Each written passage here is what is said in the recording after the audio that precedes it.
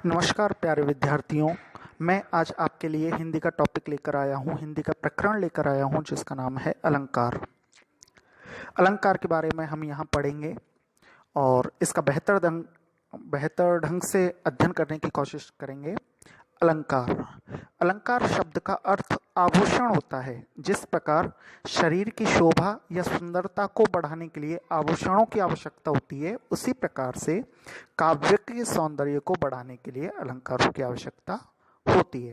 जिस प्रकार शरीर को सुंदर बनाने के लिए हम आभूषणों का प्रयोग करते हैं, उसी प्रकार काव्य को सुंदर बनाने के लिए, काव्य में सौंदर्य लाने के लिए हम उसमें अलंकारों का प्रयोग करते हैं। अलंकार शब्द दो शब्दों के मेल से बना है, दो शब्दों के योग से बना है। पहला जो शब्द है वो है अलम। अलम शब्द का अर्थ होता है शोभा या सुंदर, तथा कार शब्द का अर्थ होता है बढ़ाने वाला या करने वाला। तो अलंकार शब्द का अर्थ हो गया काव्य की शोभा बढ़ाने वाला। काव्य की शोभा बढ़ाने वाले जो तत्व होते हैं वे अलंकार कहलाते हैं। संस्कृत में भी कहा गया है अलम क्रियते अनेन इति अलंकारः। काव्य में निहित भावों को, यानी काव्य में छिपे हुए भावों को उत्कृष्ट शब्दों एवं अर्थ में व्यक्त करने का जो सरस, सुंदर और चमत्कारी ढंग होता है, उसे ही अलंकार कहते हैं।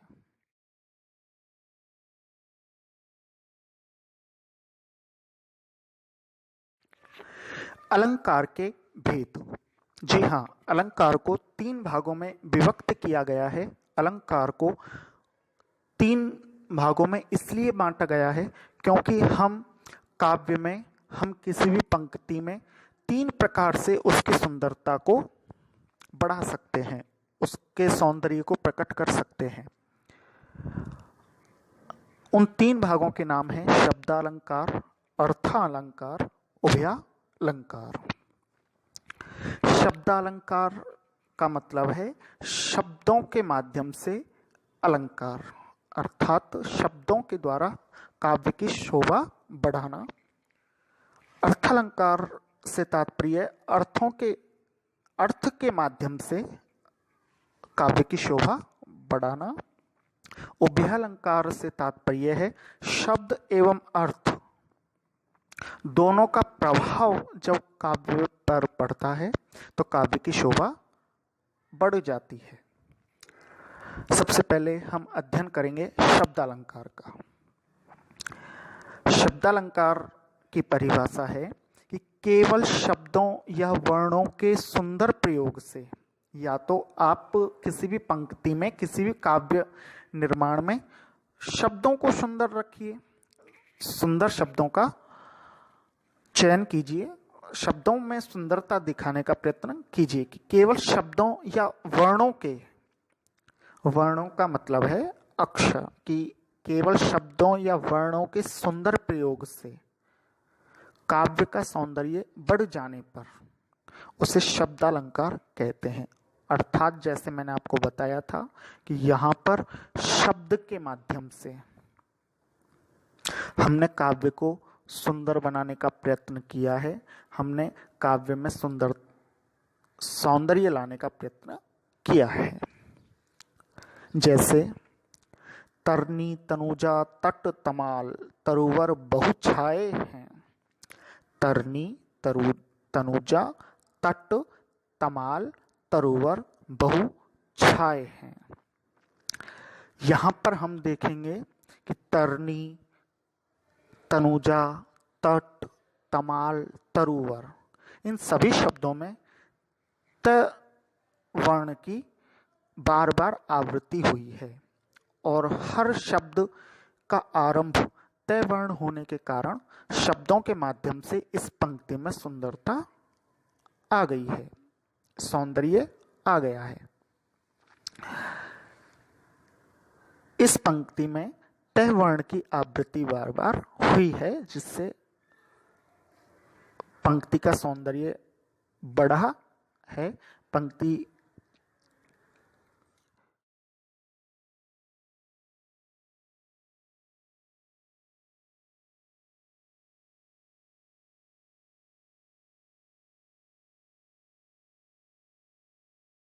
अब इसी क्रम में अर्थालंकार को हम समझने का प्रयत्न करेंगे कि अर्थालंकार क्या है। जब काव्य में, जब पंक्ति में अर्थ बेहतर तरीके से छुपा हुआ हो, जब अर्थ को व्यक्त करने में हमने कोई ना कोई गूढ़ रहस्य निहित किया हो, तो वहां पर अर्थालंकार कहना प्रयुक्त होगा। जब काव्य में अर्थगत सौंदर्य का समावेश रहता है, अर्थात काव्य का जो अर्थ निकलता है वो अर्थ में चमत्कार होता है, तब उसमें अर्थालंकार माना जाता है। चरण सरोज पखारन लागा, चरण सरोज पखारन लागा।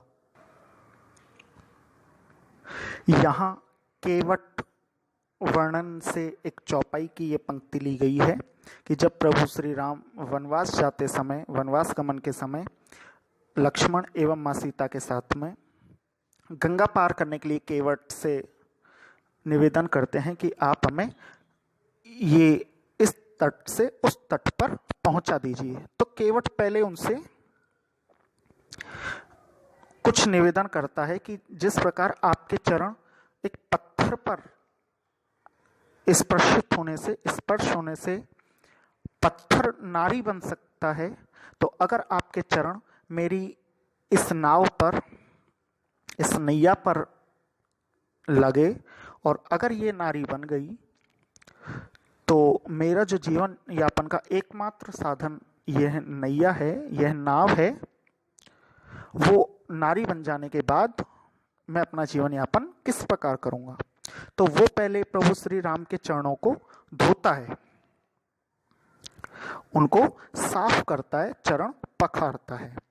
ये पूर्ण पंक्ति इस प्रकार है कि अति आनंद उमगी अनुरागा, चरण सरोज पखारन लागा। प्रस्तुत पंक्ति में चरण पर सरोज, सरोज का शाब्दिक अर्थ या अन्य अर्थ होता है कमल। सरोवरे यह जायते ससरोजः इति, संस्कृत भाषा में कहा जाता है कि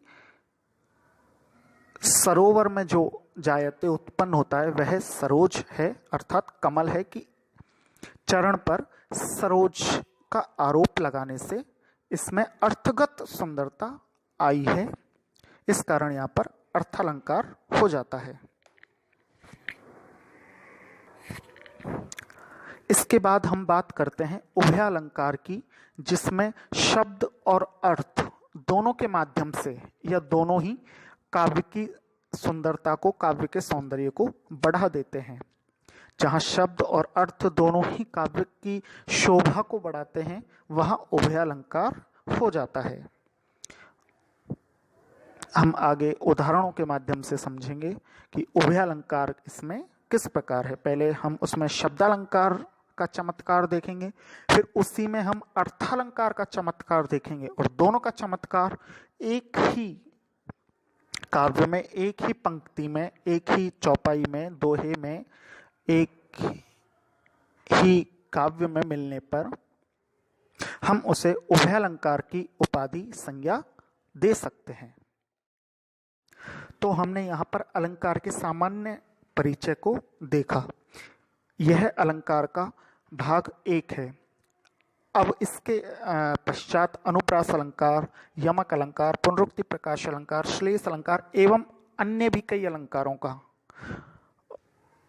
अध्ययन हम इस YouTube चैनल पर करेंगे। परंतु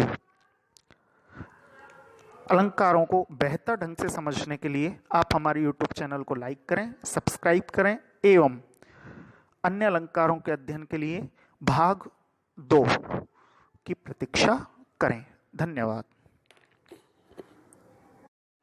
तो हमने यहाँ पर अलंकार के सामान्य परिचय को देखा।